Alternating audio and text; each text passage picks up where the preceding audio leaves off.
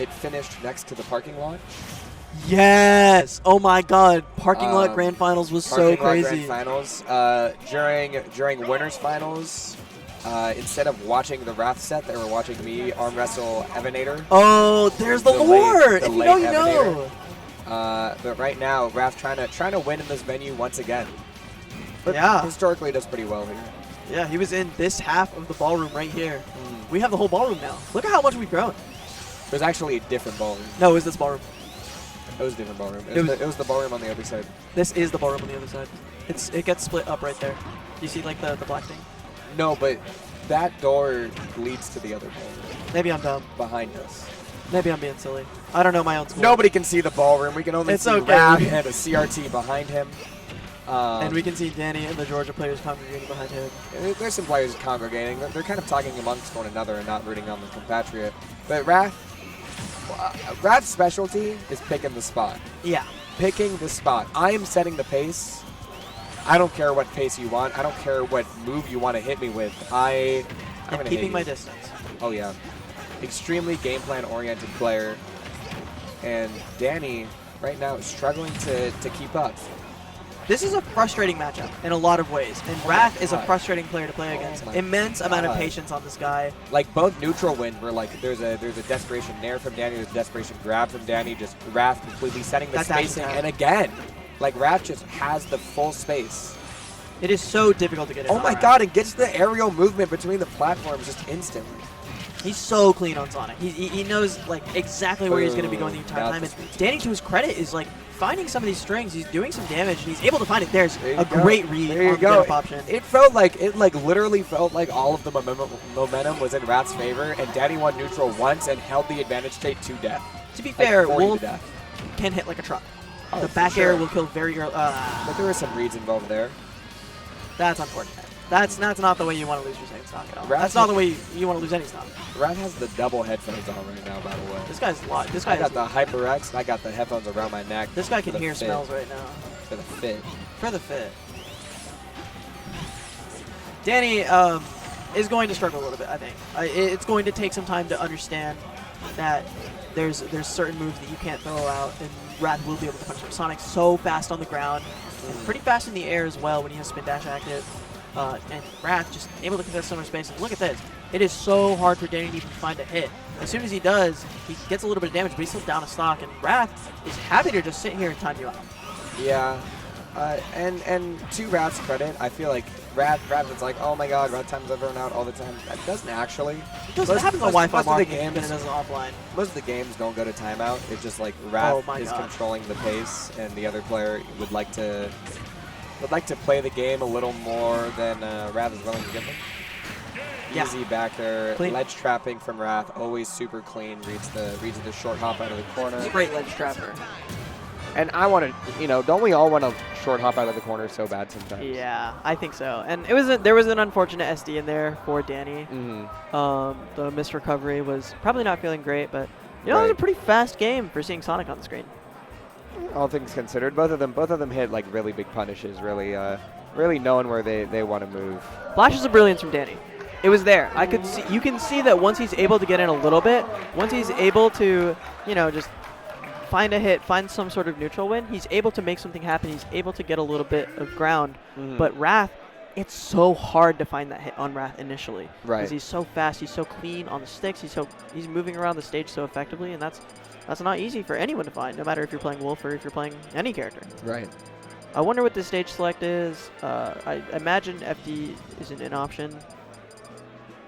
Battlefield is an interesting one. I think Sonic does love the top platform here, but I think Wolf has a lot of tools to contest it. Was that Battlefield or small Battlefield? I think it was Battlefield. I could be wrong. I don't remember which one. I feel like small Battlefield would make more sense. Let me hear Kish. Dany just got smoked on Battlefield. Oh, it is Battlefield again. Okay. Battlefield again? Okay. Wrath right now. Oh, I was super confused for a second. Mr. Ben Ready is currently emceeing top 8 of Melee. If you want to check out Melee, go to VGBootCamp. Yeah, VGBootCamp. Probably a squad stream happening, but I'm not a doctor. There is. I believe KML Tournaments is running a quad stream for the side stream for Ultimate, but top 8. Squad stream. whatever it's called, quad stream, squad stream. No, it's not a like squad as stream. in the Twitch. It's like an actual squad stream. No. It's like an actual quad. Wait, is there a squad stream? I don't know. KML can tell us that. But either way, we're back in game 2. Good start for Dany here to get a little bit of damage, win neutral at least once, and every neutral win feels a little bit better for Wolf than it does for Sonic, because Wolf just has a stronger damage output. He's able to get those strings, but I think Wrath is going to win more neutral interactions and is going to be able to find the KOs like that very often. Like even in the extremely like fast-paced moments, Wrath is like mostly getting the best. That neutral be not hitting the platform, but. Oh, and Dany's starting to hit Wrath. Call out on Wrath's approach there. Hey, that's an adaptation. That's a download starting to come in. Adaptation. Dany, not to be outdone at all. He's feeling like he wants to be able to contest this space. He's not letting Wrath play at his pace at all. Yeah, and Wrath feeling the pressure right now. You can immediately see like a change in his movement. But I was gonna say Wrath up a stock, you know the vibes, but looks like Dany says no. The vibes are off. We're getting in. Yeah.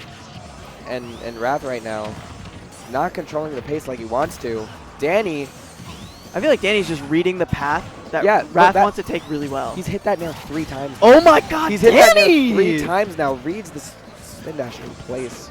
Jesus Christ, Dany. I feel like Wrath has gotten a little complacent with how he's been moving between the platforms, and he saw I had such a strong lead last game. I felt really comfortable, but now Dany understands like exactly the angle he wants to take. 3 back airs in a row, that's so much damage, and he has such a strong lead. Another fair. This is looking really good. Tennessee Wolf coming in. Yeah, Dany, this would be a big win for Dany as well. Oh, 100%. Forward air. No jump. He makes it back to the ledge, and here's going to be a forward throw. That's the last time Dany got hit. It feels like Wrath took the first stock, and then Dany's just like been chilling since. This is looking really good. Doesn't want to. Definitely not out of it yet. Not in the lead, which is his comfort zone. But a little greedy of. That was also a little greedy of a recovery. I think he could have afforded to wait. And finally, the forward smash connects for Wrath. We've seen him throw it out a bunch of times with the ledge, but now Dany has to find some sort of confirm fair to bear, some sort of up smash out of shield if Wrath wants to approach. But the timing is going to be everything, and finding that path that Wrath wants to take, finding the routing is going to be important. Yeah, I'm a little worried for Dany right now because Wrath is a hard player to kill. All things considered, like the last 2 stocks were like advantage state reads. You know what I mean? And now. Oh, the up air. There you go. Be enough. There you go. Gets a little bit of an advantage state gift there, where Wrath whiffs the back air. It's probably meant to up air, but Dany right now 1-1, able to control that game pretty much from front to back.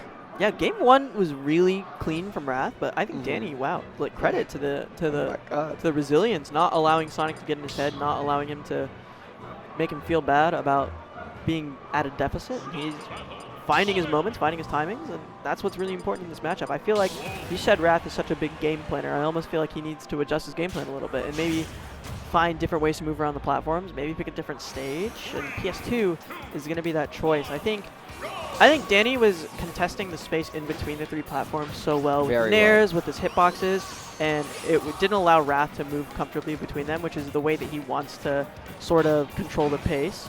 And now there's a little bit more space for Wrath to work with in order to, up a stock, the vibes him. Yeah. But I don't know. Dany's finding those paths really well. It's almost like a really good stealer in the NBA, finding the passing lanes.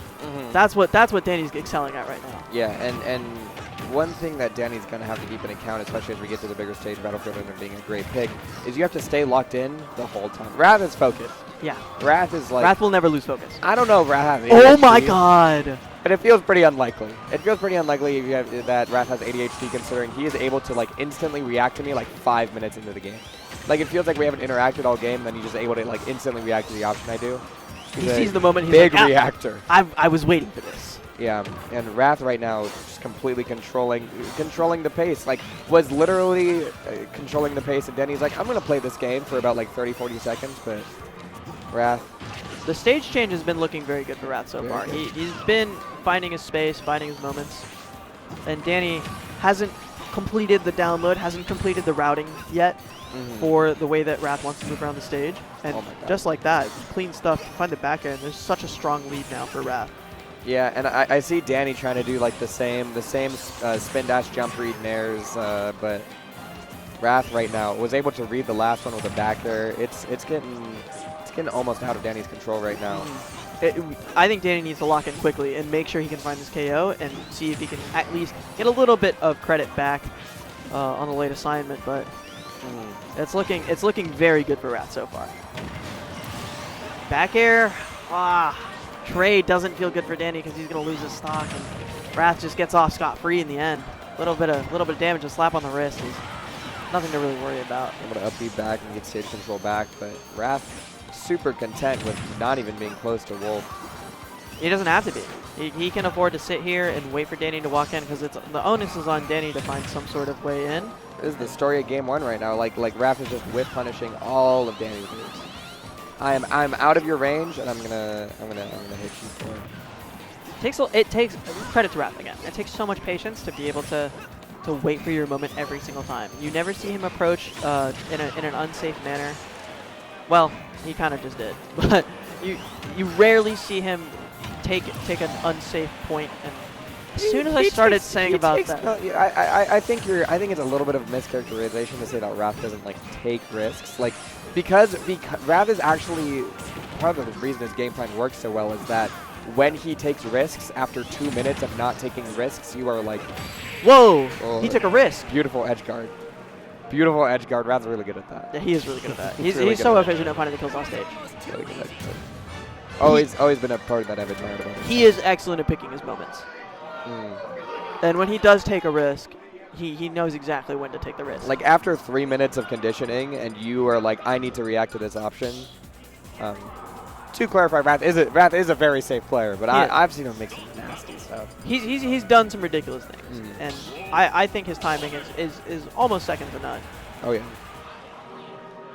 Hollow Bastion was the stage select, so I think Dany maybe again looking for some sort of pace change, wanting to maybe contest that top platform a little bit. But this is a pretty comfortable stage for Sonic as well. I think I don't think Sonic has a really bad stage in general. Maybe FD isn't great for him because you don't really want to be able to maneuver around the platforms a little bit whenever you have a lead and you know the vibes. And but you can kind of hide under them and get some short stuff. But Wrath right now controlling at least the start of the game. Dany able to get a punish. We'll see where the corner pressure leads. I want to see another game 2 from Dany. I want to see him find a punish on a couple of Wrath's paths. See if he can contest the spin dash a little bit because that's where all of his success was found. He found a couple of down airs, a couple of down smashes at the ledge, and I think maybe contesting Wrath's recovery might be the play, but Wrath hasn't really been off stage that much for the entire set. As soon as I say that, we're in an edge guard situation, but Dany not able to find the timing on that. Does punish the high recovery, so that's pretty good, but doesn't find the back air. I think he was positioned incorrectly. And Dany not quite getting exactly the start he wanted, but it's not the worst. It's a good start still. It's a better start than Game 1 and Game 3. We are punching each other. We're punching each other on this Kingdom Hearts stage. I think Dany wants to find this kill. I just hope we don't see too many desperate options because he's a good player. He's really patient. He's really smart, and we saw that he's able to find his moments, similar to how Wrath was finding his moments in Games 1 and 3. So I want to see that from Dany to not allow himself to get whiff punished too often. And upward facing F tilt was pretty good, and the forward one won't be enough. He doesn't get the sweet spot of it. But this is going to be a great stock. That's what we want to see from Dany. Was able to hold the advantage that whole time, Wrath not able to make it back to the stage, and a little half-hazard blaster there. Wrath picks a couple of really pretty safe options for ledge trapping. He really likes the F smash. It goes so far. It looks like a sword sometimes with how far it extends the hitbox. But Sonic F smash is quite the feat of development. Scary air dodge for Dany, just barely avoiding the fair. And now looking for a follow-up on the fair, but no dice. He still does have a pretty good lead, and Sonic isn't the greatest at killing. He's pretty solid. He's pretty efficient if he finds his edge guard, but it's going to be a little difficult to find a string here, and a stray hit is about the only way that Wrath is going to get this without an edge guard. And now a nice roll read from Dany. This is a really, really solid lead. Just like Game 2, Dany adjusting really, really well. Yeah, and Raph, like, not Dany almost taking the not quite the position Raph is taking, because Danny's like pushing the advantage the whole time. Oh, nope. you're not. Almost didn't need the second spring, I think, but I think that might have been a little greedy, looking for some more damage, or maybe thinking that it would. Well, thinking a little further. Up throw is going to be an up. 209%. Dany lived forever on that first stock. That's what you love to see, and that's one of Sonic's like characterized weaknesses is Sonic's not the best in the world at killing, but Raph not able to get the combo started there. Dany not choosing to go for the ledge trap. I don't think he's fast enough to be able to get over the ledge over there. Well, not the fastest of characters. He's not slow by any means, but he's not really fast either. Just mid speed. I think when Sonic is able to just get back to the ledge that quickly, it's hard to. And now the dash attack catching, Raph on the roll. Great on Dany staying locked in there as Raph like kept trying to present situations for Dany to like think, okay, you can hit me here, okay, you can hit me here. And after like 20-25 seconds of whipping, Dany's still pressuring Raph. That's what you like to see. This could be scary. Oh, but the Wolf Flash just catches right onto Raph. No F smash contest. We saw it happen earlier in the set where Raph was able to contest that, but this time goes the way of Dany. The trade effective, and these follow-ups just not landing for Raph. And Raph still taking his time. As he should. I know when I'm going to win neutral. I know we're still going to interact here. Dany has played really effectively with a lead in the games where he's had a lead.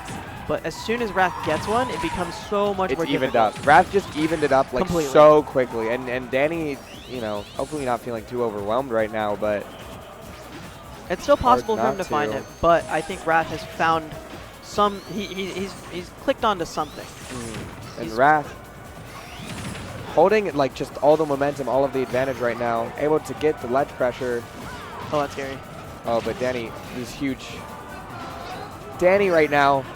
We're looking for a back air. Up smash. Oh, he doesn't get the RAR. Bold. Oh my god, the forward smash was bold from Dany. The forward smash is exactly what Raph is amazing at baiting. Back air. Back air. Doesn't seal the deal. Raph has to ledge trap one more time. Doesn't shield grab. It's possible. Oh! Down smash just a few pixels away, and Dany trying to get back to center stage. Raph reads the roll in.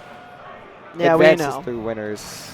Hey, Dany, credit to him. I was worried about how he would do in this matchup, and I think he showed that he's able to contest. He's able to keep it close, and taking 2 games off of Raph is not an easy task whatsoever. Yeah. So shout out to Dany for making it happen. And that was a great set. I think Raph, like you said, played really well, picked his moments, and even though Dany had his chances to, find the contest, it looked really good. And it came all the way down to the end, and you can go all the way down to Charlottesville, Virginia for Cavalier Clash.